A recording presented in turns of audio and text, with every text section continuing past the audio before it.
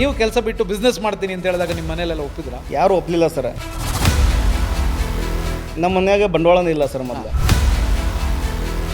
But ನನಗೊಂದು ಹಠ sir, ಅದು ಲಾಸರ್ ಆಗಲಿ ಏನೂ ಆಗಲಿ ಸರ್ ಒಂದು ಸರಿ ಇಳಿಬೇಕು. ನಾವು ನೀರೊಳಗೆ ಇಳಿದಾಗ ಸರ್ ಅದು ಇಸಾಕ್ ಬರ್ತೈತೆ ಬಿಡ್ತೈತೆ ಗೊತ್ತಾಗೋದಿಲ್ಲ ಸರ್. ಫಸ್ಟ್ ತಿಂಗಳ ಆದಾಯ ಎಷ್ಟು? 0 ಸರ್.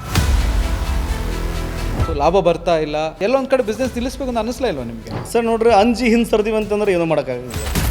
ಇವಾಗ ಸರ ತಿಂಗಳಿಗೆ ಒಂದು 50 ರಿಂದ 60 ಟನ್ವರೆಗೂ ಮಾರ್ಕೆಟ್ ಮಾಡ್ತೀನಿ ಸರ್. ಟ್ರಕ್ ತುಂಬ ಕಳಿಸ್ಬೇಕಂತ ನಾನು ಕನಸಿತ್ತು ಸರ್, ಅದು ಟ್ರಕ್ ತುಂಬ ಕಳಿಸ್ತೀನಿ ಸರಿ. ಏನು ಗುರಿ ಇಟ್ಕೊಂಡಿದ್ದೀರಾ ಅಂತ ನೆಕ್ಸ್ಟ್? ಬಿಸ್ನೆಸ್ನ ದೊಡ್ಡ ಮಟ್ಟಿಗೆ ಬೆಳೆಸ್ಬೇಕು ಸರ್. ತಾನಾಗಿ ಬಿಸ್ನೆಸ್ ಯಾವತ್ತೂ ಹಾಳಾಗಲ್ಲ ರೀ. ಅದನ್ನು ನಾವು ಹೆಂಗೆ ಮಾಡ್ತೀವಿ, ಅದನ್ನ ಯಾವ ರೀತಿ ನಾವು ನಡ್ಸ್ಕೊಂಡು ಹೋಗ್ತೀವಲ್ಲ ಸರ್, ಅದ್ರ ಮೇಲೆ ಬಿಸ್ನೆಸ್ ದೊಡ್ಡದಾಗುತ್ತೆ ಇಲ್ಲ ಲಾಸ್ ಆಗುತ್ತೆ ಸರ್. ಯಶಸ್ವಿ ಯುವ ಉದ್ಯಮಿ ಅಮೃತ ಅಗರಬತ್ತಿ ಮಾಲೀಕ ಆನಂದ್ ಎಸ್ ದಿವಟಗಿ ಜೊತೆ ಅವರ ಬಿಸ್ನೆಸ್ ಜರ್ನಿಯ ಮಾತುಕತೆ ವೀಕ್ಷಿಸಿ ಬಾಸ್ ಕಾಸ್ಟ್ ಇದೇ ಶುಕ್ರವಾರ ಸಂಜೆ 6 ಗಂಟೆಗೆ.